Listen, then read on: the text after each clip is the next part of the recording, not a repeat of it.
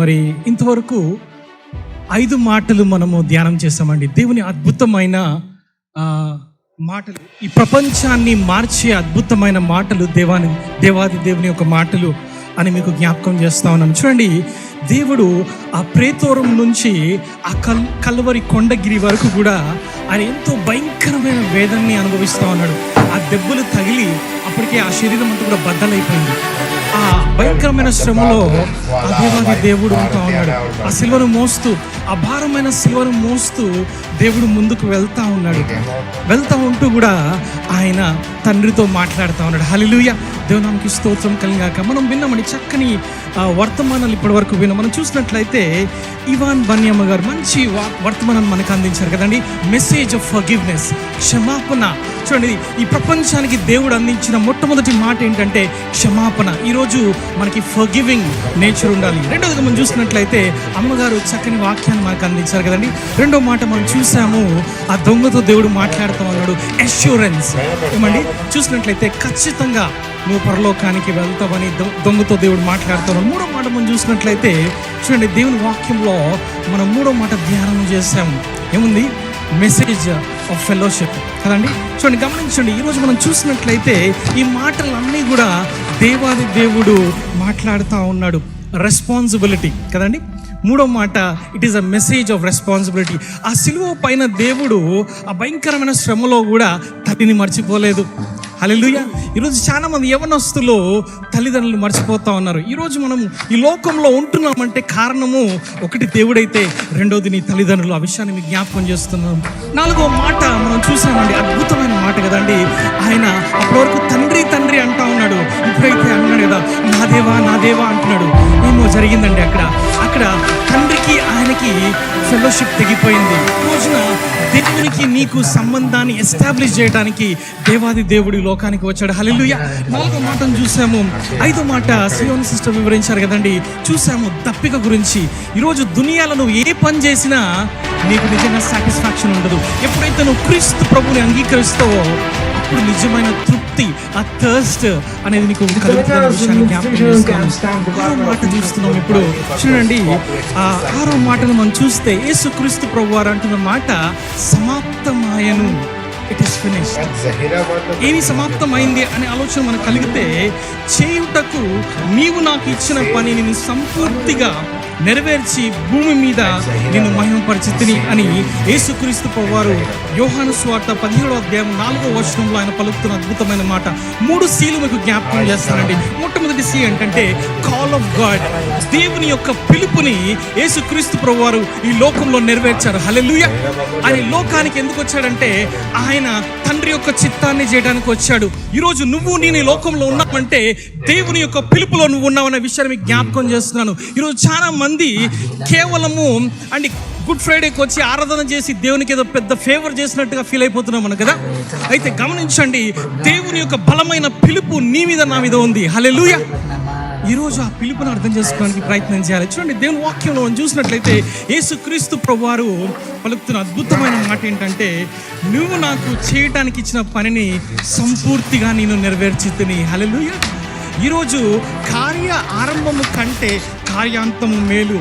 ప్రసంగి భక్తుడు చెప్తున్నాడు, కార్య ఆరంభము కంటే కార్యాంతం మేలు. విశ్వాస జీవితంలో నువ్వు మొదలెట్టావు, కాలు పెట్టావు, విశ్వాసంలో ఎదుగుతున్నావు, బాగానే ఉంది, కానీ కడవరకు విశ్వాసాన్ని కాపాడుకోవాలి. ఆ అపొస్తలుడైన పౌలు అంటాడు కదా, నేను మంచి పోరాటాన్ని పోరాడి తిని, పరుగు పందాన్ని కడముట్టించి తిని. హల్లెలూయా. దేవునికి స్తోత్రం కలుగుగాక. ఈరోజు మనము we should accomplish the calling in our lives. దేవుడు మనకి అనుగ్రహించిన ఆ పిలుపుని మనం నెరవేర్చే వారిగా ఉండాలి. యేసుక్రీస్తు ప్రభువారు లోకానికి వచ్చినప్పుడు ఆయన మాట్లాడుతున్న మాటలు ఏంటంటే, నాకు ఒక శరీరాన్ని అమర్చితివి, ఆ శరీరము ద్వారా నీ చిత్తాన్ని చేయడానికి లోకానికి వచ్చాను అని చెప్పాడు కదండి. అంటే దేవునికి పాప పరిహారార్థ బలులు కానీ ఇవన్నీ అవసరం లేదండి. దేవునికి కావాల్సింది ఏంటంటే ఆయన చిత్తాన్ని మనం నెరవేర్చే వారిగా ఉండాలి. దేవుని యొక్క పనిని, దేవుని యొక్క పిలుపుని మనం నెరవేర్చే వారిగా ఉండాలి. హల్లెలూయా. దేవునికి స్తోత్రం కలిగాక. చూడండి, దేవుని వాక్యంలో మనం చూసినట్లయితే మోషేని మోషే ఏ విధంగా ఉన్నాడంటే ఒక సోల్జర్గా ఉన్నాడు, ఒక సైనికుడుగా ఉన్నాడు. ఆయన ఏం చేస్తున్నాడు తెలుసా అండి? ఆ సైనికుడుగా ఉంటున్న సమయంలో దేవుని పిలుపు ఆయన దగ్గరకు వచ్చింది. నువ్వేం చేయాలంటే ఐగుప్తు నుంచి ఇశ్రాయేలు ప్రజల్ని నడిపించాలి అని దేవుని యొక్క పిలుపు ఆయన దగ్గరికి వచ్చిన దేవుని వాక్యంలో చూస్తున్నాం. దేవునికి స్తోత్రం కలుగాక. దావీదు గొర్రెల కాపరండి ఆయన. అయితే దేవుడు ఏం చేశాడంటే ఆయన్ని పిలిచాడు. దేనికి తెలుసా? ఇశ్రాయేలు ప్రజల్ని పాలించడానికి. హల్లెలూయా. ఆమోసు మనం చూసినట్లయితే ఆయన కూడా గొర్రెల కాపరే. అయితే దేవుడు ఏ విధంగా పిలిచాడంటే ఆయన ప్రవక్తగా పిలిచినట్టుగా దేవుని వాక్యంలో చూస్తున్నాం. హల్లెలూయా. దేవునికి స్తోత్రం కలుగాక. ఈరోజు దేవుడు నిన్ను నన్ను పిలిచాడు. దేనికంటే దేవుని పని చేయడానికి. It need not be a like full time ministry.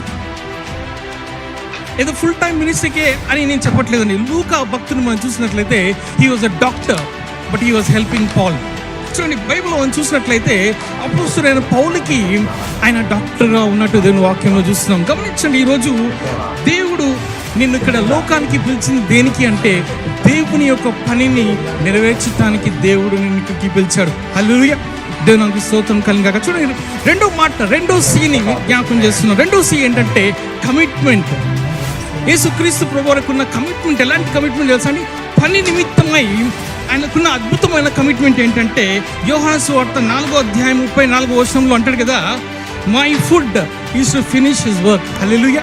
నన్ను పంపిన వాని చిత్తము నెరవేర్చుటయు ఆయన పని తుదము ముట్టించుటయు నాకు ఆహారమై ఉన్నది. హల్లెలూయా. ఆయన పని తుదము ముట్టించడానికి యేసుక్రీస్తు ప్రభువారి లోకానికి వచ్చారు అనే విషయాన్ని జ్ఞాపకం చేస్తాం. దేవునికి స్తోత్రం కలుగాక. యోహాను సువార్త 9వ అధ్యాయము 4వ వచనంలో మీరు చూస్తే ఆయన అంటాడు కదా, పగలున్నంత వరకు నన్ను పంపిన వాని క్రియలు మనము చేయుచుండవలెను, రాత్రి వచ్చుచున్నది అప్పుడు ఎవడునూ పని చేయడు. హల్లెలూయా.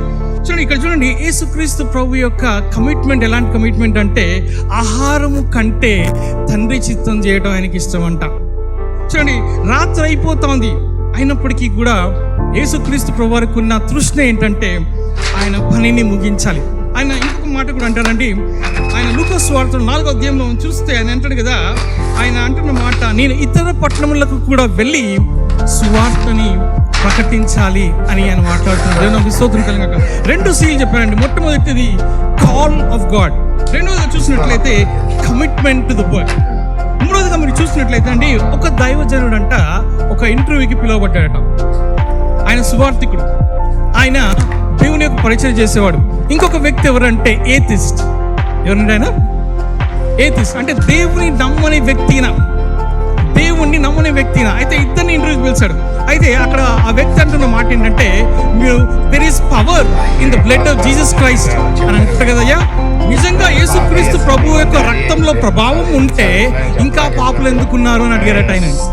అయితే దానికి దైవజనుడు ఏం చెప్పాలో అర్థం కాదు. లైవ్లో ఉన్నాడు ఆయన ఆలోచన చేస్తున్నాడు, ఏం చెప్పాలి ప్రభు అని ప్రార్థన చేస్తున్నప్పుడు దేవుడు అద్భుతమైన ఆలోచన ఇచ్చాడంట ఆయనకి. లోకంలో అనేక సంవత్సరాల క్రితం సోపు కనిపెట్టారు, కానీ ఇంకా మురుకులు ఉన్నారంట. హల్లెలూయా.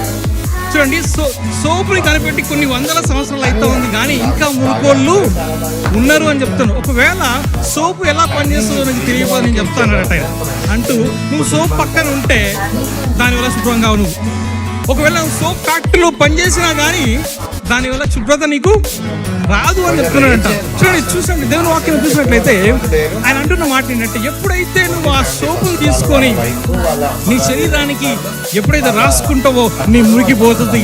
అదేవిధంగా యేసుక్రీస్తు ప్రభు రక్తం కూడా అన్నట్టు. హల్లెలూయా. ఈరోజు యేసుక్రీస్తు ప్రభు యొక్క రక్తము ఒక వాల్యూ తెలవాలంటే, when you apply the blood in your sinful body then it will work for you. Hallelujah. ఈరోజు గమనించండి, దేవుని యొక్క రక్తాన్ని ఎప్పుడైతే ఈ పాపభరితమైన శరీరానికి మనము రాసుకుంటామో అప్పుడు నీ పాపం అంతా వెళ్ళిపోతుంది. దేవునికి స్తోత్రం కలుగాక. ఈరోజు మనం గమనించాలండి, 3వ సి ఏంటంటే క్లెన్జింగ్. దేవుని యొక్క వాక్యం ఏం చేస్తుందంటే మనల్ని పరిశుద్ధపరుస్తుంది. హల్లెలూయా. ఎలాంటి భయంకరమైన పాపమన్నా కావచ్చు, ఆ పవిత్రమైన రక్తం ఏం చేస్తుందంటే నీ అపవిత్రమైన కార్యాలన్నింటినీ కూడా కొట్టివేస్తుంది. జస్టిఫికేషన్ అనే ఒక మాట ఉంటుంది బైబిల్లో, నీతిమంతులుగా తీర్చబడటం. జస్టిఫికేషన్ అనే మాటకు అర్థం ఏంటంటే as if you didn't do anything. నువ్వు ఏమీ చేయనట్టుగా, ఇంతకుముందు ఎప్పుడు కూడా ఏమీ లేనట్టుగా యేసుక్రీస్తు ప్రభువారు చేయగలుగుతారు. హల్లెలూయా. ఈరోజు ఒకవేళ ఇక్కడున్న వాళ్ళు ఎవరైనా కానీ ఆ రక్తాన్ని ఆశ్రయించకపోతే this is the time. When you claim the blood of Jesus Christ అద్భుతాలు జరుగుతాయి. హల్లెలూయా, దేవునికి స్తోత్రం కలుగుగాక. చూడండి, గమనించండి, ఏబేలు రక్తం అంట దేవునికి మొరపెట్టుకుందంట. అంటే రక్తంలో ఏముందండి? రక్తంలో స్వరం ఉంది. చూడండి, ఐగుప్తులో మోషే వెళ్ళి ఐగుప్తులో ఫరోతో మాట్లాడుతూ ఉంటాడు. నా ప్రజల్ని పంపించయ్యా అని మాట్లాడితే ఆయన పంపించట్లే. ఎన్నో అద్భుతాలు చేస్తాడు. అక్కడ మ్యూజిషియన్స్ కూడా అద్భుతాలు చేస్తూ ఉన్నారు. జరుగుతున్న విషయం ఏంటంటే, అక్కడ అంటాడు కదా, ఆయన మ్యూజిషియన్స్ అద్భుతాలు చేస్తాడు, అదేవిధంగా మోషే కూడా అద్భుతాలు చేస్తూ ఉంటాడు. కానీ జరిగిన విషయం ఏంటంటే, ఎప్పుడైతే రక్తము చిందించబడిందో అప్పుడు ఫరో వదిలేశాడట. హల్లెలూయా, అర్థమవుతుంది మీకు ఈరోజు వాక్యం? ఈరోజు గమనించండి, దేవుని రక్తంలో స్వరం ఉంది. చూడండి, ఆ పాస్ ఓవర్ అంటే అర్థం ఏంటంటే, చూడండి, ఆ సంహారపు దూతకు తెలియదు ఎవరో దేవుని బిడ్డలో, ఎవరు ఐగుప్తులో ఉన్న వాళ్ళు ఆ సంహార దూతకు తెలియదు. ఎప్పుడైతే ఆ సంహార దూత సంహరిస్తున్నప్పుడు, సంచారం చేస్తున్నప్పుడు జరిగే విషయం ఏంటంటే, ఆ ద్వార బంధకాల పైన ఎప్పుడైతే ఆ రక్తాన్ని చూసిందో అప్పుడు వెళ్ళిపోయిందంట మరణదూత. హల్లెలూయా, యేసయ్య రక్తము ఈరోజు నీకు కరోనా అంటకుండా కాపాడుతూ ఉంది. హల్లెలూయా. రీసెంట్గా న్యూస్ ఏం తెలుసా? ఇందాక నేను అక్కడ కూర్చొని చూస్తుంటే సచిన్ టెండూల్కర్కి కూడా కరోనా వచ్చిందంట. హల్లెలూయా. సెలబ్రిటీస్ కావచ్చు, ఎవరన్నా కావచ్చు, కానీ ఈవెన్ ప్రెసిడెంట్స్, యూకే, ఎవరిని చూసినా కానీ వాళ్ళందరికీ కూడా they are attacked by corona virus. But today you are preserved by the blood of Jesus Christ. Hallelujah. ఈరోజు యేసయ్య రక్తము ముద్ర అనేది ఉంది. విషయాన్ని గమనించును. అనుకోవచ్చు కదా, నేను మంచిగా టాబ్లెట్లు వేసుకుంటున్నా కాబట్టి దేవుడు నన్ను కాపాడుతాడు అనుకున్నామో. నువ్వు టాబ్లెట్లు వేసుకున్నా కానీ ఏసయ్య చెప్పాలి పర్మిషన్ నీ బాడీ పడడానికి. హల్లెలూయా, దేవునికి స్తోత్రం కలిగాక. యవనస్తులుగా లేకపోతే ఇక్కడున్న సంఘం అంతా కూడా మీరు ఏం చేయాలంటే, you have to claim the blood of Jesus Christ. ప్రతి దినము మీరు చేయాల్సిన పని ఏంటి తెలుసా అండి? మీరు బయటికి వెళ్తున్నప్పుడు వెంటనే, అయ్యా నీ రక్తంతో నన్ను కడుగు ప్రభువా, ఈ లోక మాలిన్యం నాకు అంటుంది. మనం ప్రార్థన చేసేటప్పుడు కూడా మొట్టమొదటి ప్రార్థన ఏం చేయాలి తెలుసా అండి? Lord, I come forward before you by the blood of Jesus Christ అనాలి. ఎప్పుడైతే రక్తాన్ని నువ్వు చూసుకుంటావో సాతాను గడగడలాడి తోక ముడుచుకొని పారిపోతాడు. హల్లెలూయా, దేవునికి స్తోత్రం కలుగాక. ఈరోజు చూడండి, గమనించండి, దేవుని యొక్క రక్తంలో ఉన్న ప్రభావము మనకు అర్థం కావట్లేదు క్రైస్తవులకి. ఇంకా ఏమండి, మనకు అర్థం కావట్లేదు. చూడండి, ఆ గొర్రె పిల్ల రక్తం ఏం చేసిందంటే మనల్ని పరిశుద్ధపరిచింది. చూడండి, పాత నిబంధనలు మనం చూసినట్లయితే అనేక రకమైన బలులు ఉన్నాయి తెలుసా మీకు? దహన బలి, నైవేద్య బలి. ఈ రెండు బలులు పొద్దున సాయంత్రం చేయాలి. ఒక వ్యక్తి అంగీకరించబడాలి అంటే దహన బలి, నైవేద్య బలి అర్పించబడాలి. అప్పుడే వ్యక్తి అంగీకరించబడతాడు పాత నిబంధనలో. అదేవిధంగా చూసినట్లయితే పాప పరిహారార్థ బలి, అపరాధ పరిహారార్థ బలి, సమాధాన బలి, ఈ మూడు బలులు అకేషనల్గా చేస్తారు. ఎవరైనా పుట్టినప్పుడు ఏం చేస్తారంటే ఈ మూడు బలులు చేయడం జరుగుతుంది. అకేషనల్గా జరుగుతూ ఉంటాయి. అదేవిధంగా యాన్యువల్గా సంవత్సరానికి ఒక్కసారి పస్కా బలి, ప్రాయశ్చిత్తార్థ బలి జరుగుతుంది. హల్లెలూయా. చూడండి, గమనించండి, ఈ రోజున పాత నిబంధన కాలాన్ని చూసినట్లయితే మనకి క్షమాపణ అనేది దొరకలేదు. మన పాపములు ఏమైనాయంటే దేవుని ఉగ్రత వచ్చినప్పుడు ఆ పశువుల యొక్క రక్తము ద్వారా ఈ కాపాడినాయి అంతే. కానీ క్షమాపణ అనేది నూతన నిబంధనలో మనకి దొరికింది. హల్లెలూయా. అటోన్మెంట్ అంటారు మాటకి. అటోన్మెంట్ అంటే అర్థం ఏంటంటే, దేవుడు ఏం చేశాడంటే నేను కవర్ చేశాను. నీ బదులుగా ఆయన లోకానికి వచ్చాడు. ఆయన రక్తం ద్వారా, ఆయన జీవించిన విధానం ద్వారా, ఆయన పరిశుద్ధత ద్వారా మనకి విమోచన వచ్చింది. హల్లెలూయా, దేవునికి స్తోత్రం కలుగా. ఈరోజు మనం గమనించాలి, ప్రపంచంలో చూస్తే రెండు మతాలు. ఏం బ్రదర్, మన భారతదేశంలోనే ఎన్ని మతాలు ఉంటే రెండు మతాలు అంటారు ఏంటి మీరు అనుకోవచ్చు. మీరు ఒక మతం ఏం చేస్తారు తెలుసా అండి? మనిషి దేవునికి అర్పించే బలి, నెంబర్ 1 రిలీజన్. నెంబర్ 2 రిలీజన్ ఏంటంటే దేవుడే మనిషికి అర్పించే బలి. హల్లెలూయా.